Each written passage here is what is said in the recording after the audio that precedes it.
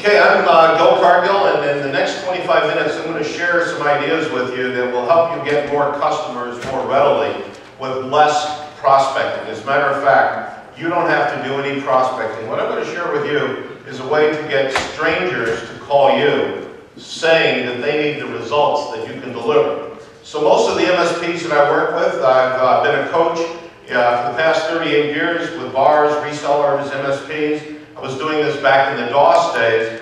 Most of us look for customers in all the wrong places. For instance, many of the marketing strategies that I see today essentially say, get rid of the bad IT guy or gal and get me. And sooner or later, we're going to run out of bad IT people to replace. Does that make sense?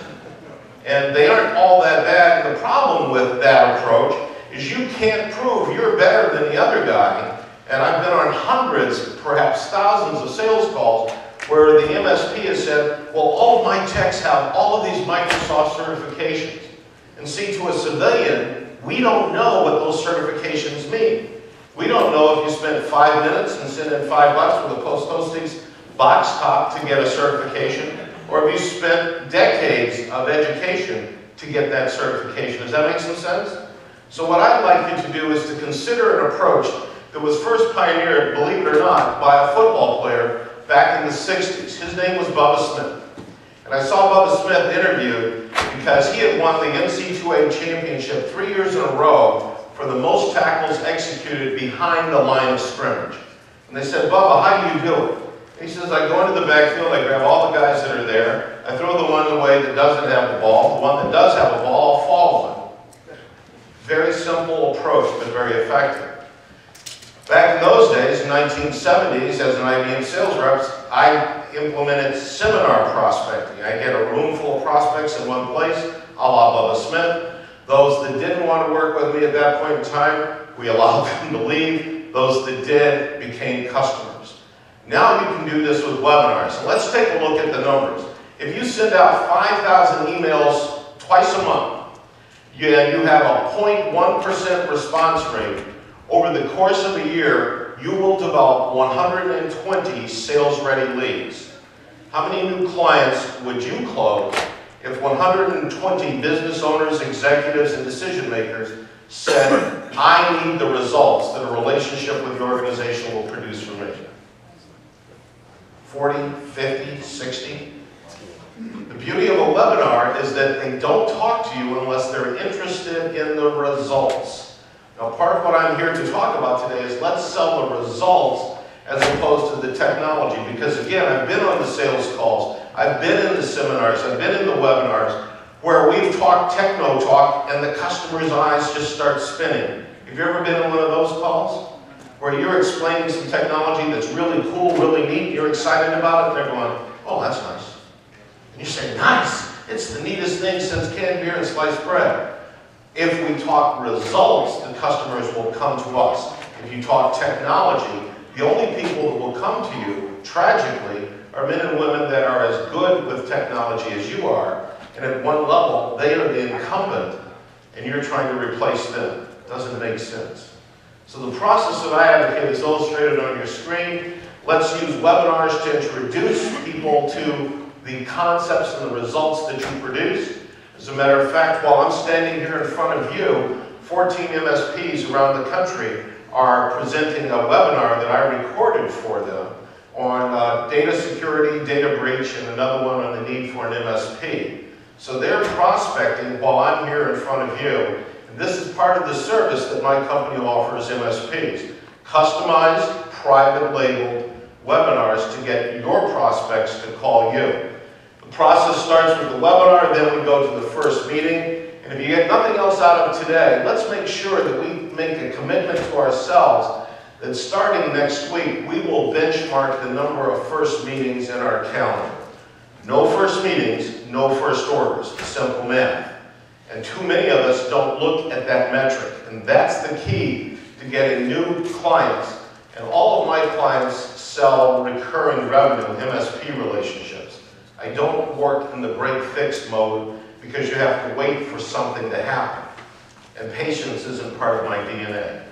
Just ask my wife, she's here with me. We've been married almost 30 years. She hasn't seen a patient moment with me. First meetings are the key. After that, we go to the info phase. But at that point, you are showing what you do. Now, when you make your next sales call, I'd like you to talk about the results that your existing clients have derived from you. Have you saved them overtime? Do you mention the cost of downtime on every call? For a small business, I'm talking a micro-sized business, it's $12,500 per day when the network's down. Now, most business owners will never say, oh, my network's down for days, but over the course of a year, how many days in the aggregation or accumulation have actually gone by? So we have to look at that. We go to the decision point, and then we go to the close. Now, I'm writing an article that'll be in the Ascii newsletter in a week or so about the conundrum that MSPs feel today. Most MSPs have told me something like, Gil, I don't understand why I don't have more clients.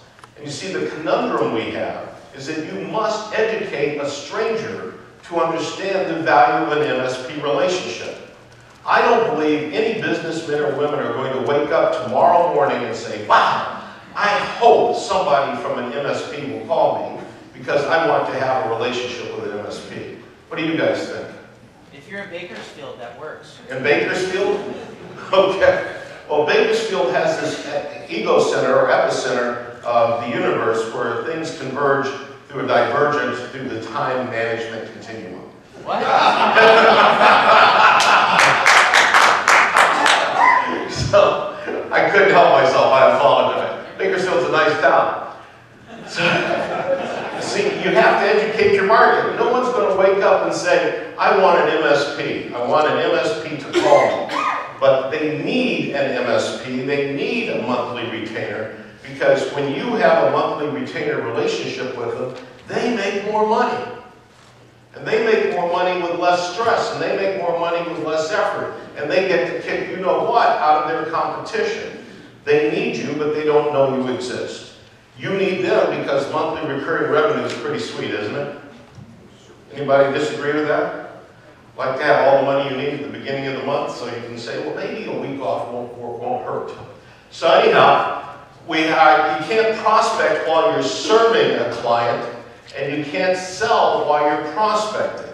But most of us are seller doers. The MSP of today is the man or woman that sells a contract, but then they have to go do the contract. The more you sell, the less time you have available for doing. And the easiest thing for us to postpone, because as my first survey showed, most of us don't like prospecting. The easiest thing to postpone is something you don't like. So I won't do prospecting today, I have to rebuild this server. I won't do prospecting today because I have to go to a training session. So prospecting gets postponed, and that's where webinars come in. Webinars, especially our automated webinars, are a passive vehicle for you to prospect and generate more sales-ready leads than you've ever had in the past. We don't have enough passive revenue, and that seller-doer conflict is the key. And the solution is sell from webinars. Now, my webinars are different than the industry's. We don't talk technology because the audience that I want my clients to talk to are business owners and executives, general managers, COOs, and CEOs of businesses, not the IT people. So we talk about the financial impact, the productivity impact of an MSP relationship, not how one server works better than another, because most CEOs don't care about those things. They care about what will you and your team do for my company. And they measure what you do on the P&L statement, not in terms of the certifications that you have. So we sell based on results, and we show the strangers for our clients the results that will happen when they become a customer of our client. But prospecting webinars will give you more prospects. You get more prospects, you'll get more transactions. You'll have an increased conversion ratio. By the way, the links to our automated webinars are pasted on our clients' websites. So strangers come by, they say, I think I'll take a webinar, and we've captured their information. And that happens 24/7, 365, whether our client's awake or out servicing a server or working with a client of theirs or whatever. Our goal in all of our relationships is to increase MRR. Now, as I said, I've been doing this for 38 years, and most of the bars, resellers, MSPs, IT consultants that I've encountered have tried it all. We've all tried cold calling for, what, 5, maybe 10 minutes? Okay, that's no fun. We've tried email blasts, but most of our email blasts say, get rid of your IT guy, hire me, because I'm better than whoever he or she is. Which at one level is sort of a preposterous claim, and it's a little bit on the bodacious side, because you can't prove that until they have engagement. We've tried lunch and learns, which typically means you have a lot of excess food left over to drop off at a local charity, because enough people don't show up. We've tried networking, which I believe is a fun thing, but most of the networking groups that I've seen my clients go to are places where the essential equation is, hi, my name's Gil. If you know someone that would like to buy some MSP stuff, would you tell them about me? And I'll tell them about what you do. So everybody's hoping somebody will help somebody sell somebody something. And then we'll get back together next Thursday morning and do it again. Wasn't that fun? So I believe in a more proactive approach. We've tried referrals, we've tried postcards, we've tried vignettes. How many of you have looked at the cloud presentation that makes an analogy to electrical power companies back at the turn of the last century? So we're all basically marketing from the same point of view. That means we're all the same. The prospects will then differentiate on one thing, and the one thing that we hate differentiation on is price. Am I right or wrong? Because if you're like everybody else, my first words are, what's your price? And then I say, well, no, my brother-in-law will fix computers for 25 bucks an hour. My clients don't position themselves as fixing computers. My clients position themselves as fixing businesses. And we stipulate there are a lot of people that can fix a computer, perhaps as well, maybe even better than my clients. But nobody can make a business run better than my client. So de facto, we become positioned as being much more profitable, much more valuable than the fix-it person. So we have postcards we've sent out. We attack the IT guy. Please stop doing that because it makes customers crazy. Everybody claims that they're better. We've tried live webinars, which are awkward to organize, and candidly, you have to have a talent to talk to a microphone and communicate to an X number of strangers out in cyberspace, and that's a talent. And you have to organize it, and there's a lot of logistics to it. On my website, there's an automated webinar called How to Fill Your Funnel with Webinars that will walk you through all the logistics.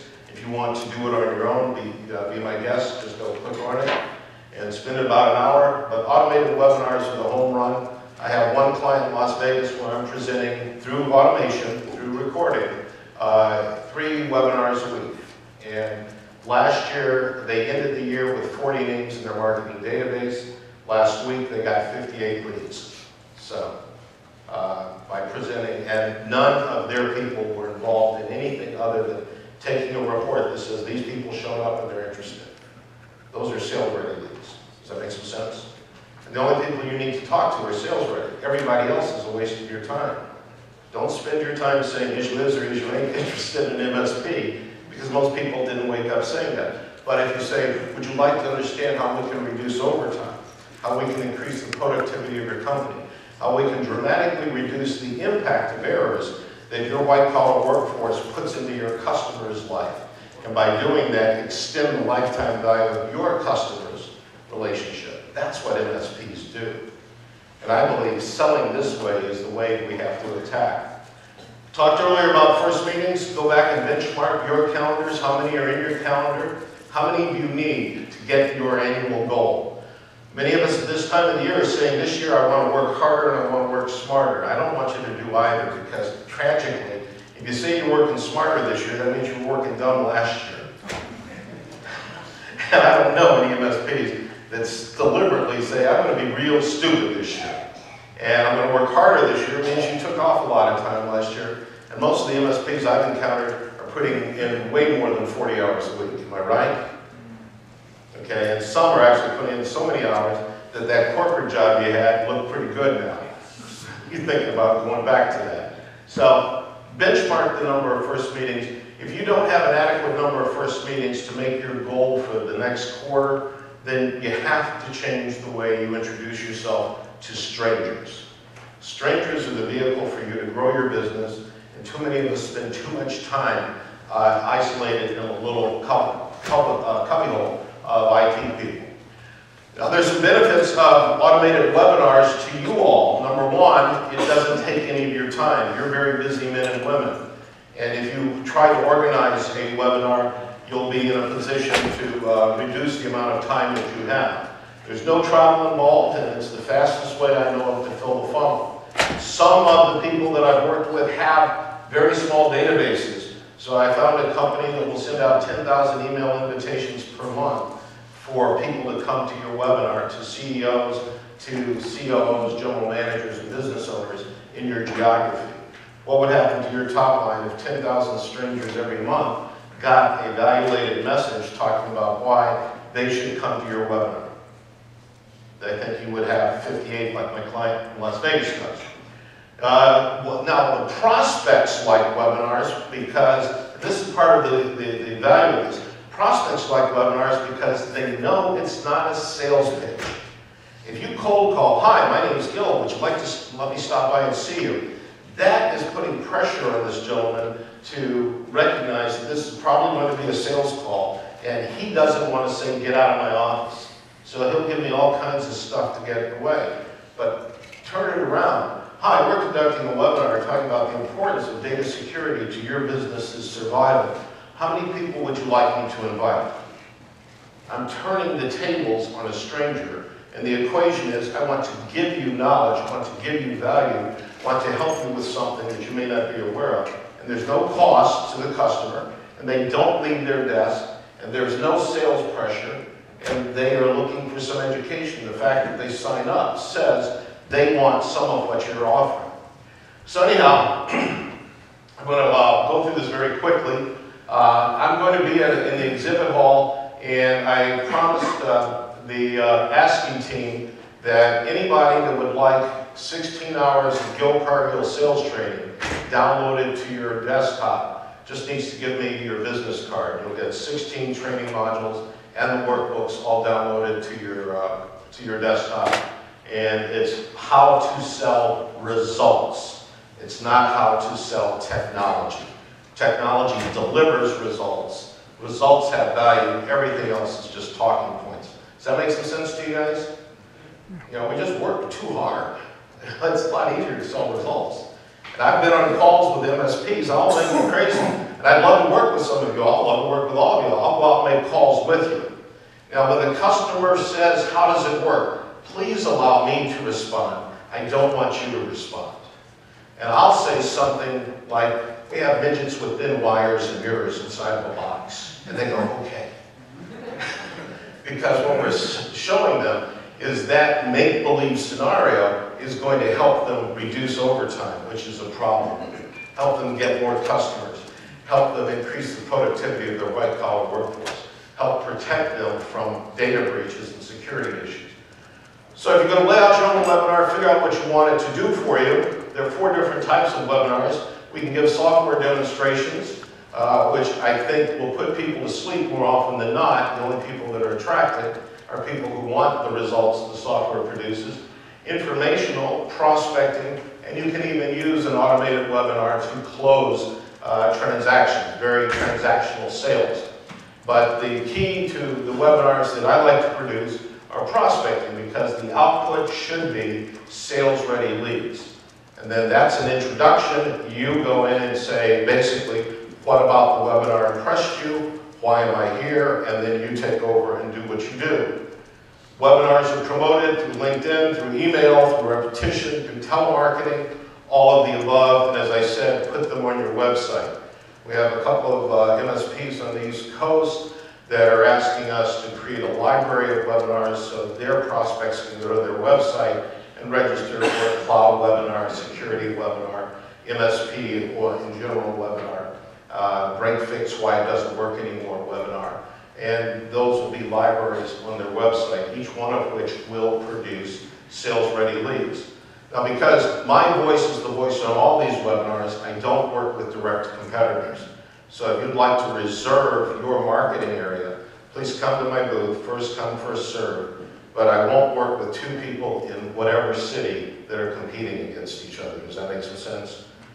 because I need to know too much about your business to promote it and then go across the street and work with your competitor. And I don't have the ability to remember all those. You have to select a presenter. If you don't have someone who's a good speaker, you can have them go to Toastmasters and they'll teach them how to become a very good public speaker. The invitation must sell the value of the results. I'm asking a stranger to give me half an hour from their desktop, and that will work to their benefit. I have to give them the value for that half hour. Now, some webinars are very much technology oriented, and they're good for other technologists. We're educating them. Remember, our audiences aren't technology people, they're business people. So we will look through, when we develop the webinar, we go through two types of questions. There's a how question and a what question. If you tell them how to do everything, there's no need for you. So what you need to do is tell them what to do, and then close the webinar with a call to action to talk to you. We put calls to action in all these. A button comes up on the screen that says, click here for your free network assessment, and they click. Their information goes right to my client. So my clients are getting emails as we speak from people that are on their webinars as we speak. Time's your enemy, you know that. Databases are pretty expensive to buy. I found several sources for my clients that will do bulk emailing. There's a company out in the valley here in the Los Angeles area that will send out hundreds of thousands of emails for you from opt-in. All these are opt-in email lists. So they will drive business for you. You have to build scripts that sell and that walk them through the process. Now when you build your scripts, recognize the tell them, show them, tell them process. Tell them what they're going to learn, show them what you told them they were going to learn, and then tell them what they learned. Tell them, show them, tell them, close them. And always have a next action in every webinar. During the webinar, if you're going to do these live, make sure there's some water available because throats do get dry. Just ask Senator Rubio. Hold on, I'll be right back. Make sure you're rested because you have to learn to punch through the microphone. Punch your voice. If you come across as, hi, I'm really excited to be here today and you are going to really like this, you'll turn them off in the first 30 seconds. So actually you have to emote a little louder and a little stronger than you normally do because we have no way of knowing what kind of fidelity their phone or their microphone or their computer has available. Always announce the with them, the what's in it for me. Don't read your slides, use sound bites, practice, rehearse before you go live if you're going to do this yourself.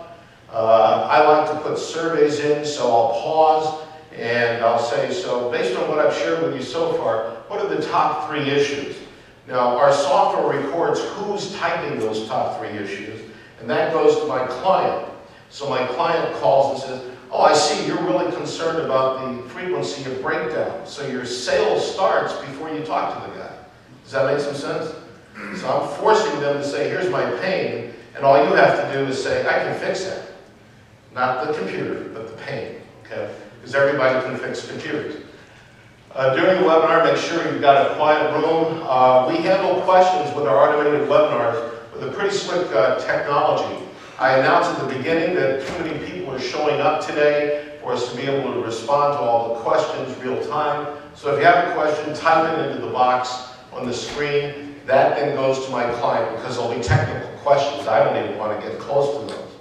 But the questions then go to my client via email, and my client gets back to the person right away. So it works out very well.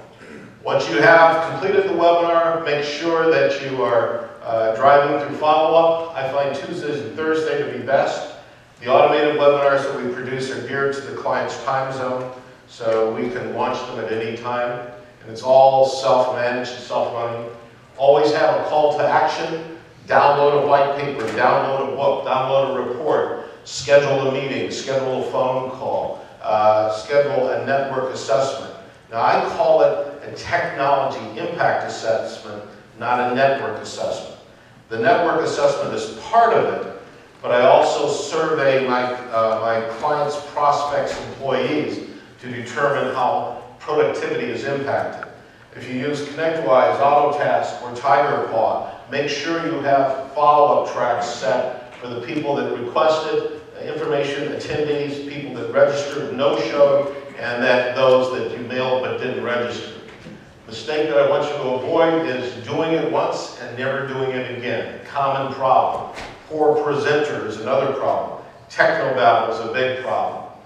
Always follow up and recognize that you'll get one of 3 responses. No answer, 1 of 4. No answer, yes, I'm interested, come or not, meet with me. No, I'm not interested, I'm interested, but wait. Because my dog has fleas, or I'm moving my business, or whatever. But the key is to get your arms around as many people as possible. Perfect practice creates perfection, and make sure that you have a closed-loop marketing system set up in ConnectWise, AutoTask, or TigerPaw. Now, when we work together, your responsibility is to send out the emails unless you hire the outside company. Mine is to conduct the webinars and manage that technology, and you'll get reports from us every night telling you about the number of sales-ready leads that came to your system.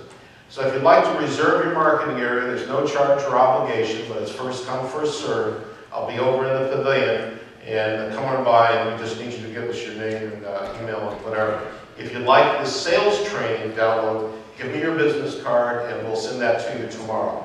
So, questions? Jerry, you want questions? Questions, guys? That was the fastest hour-long presentation I've ever done. You did awesome.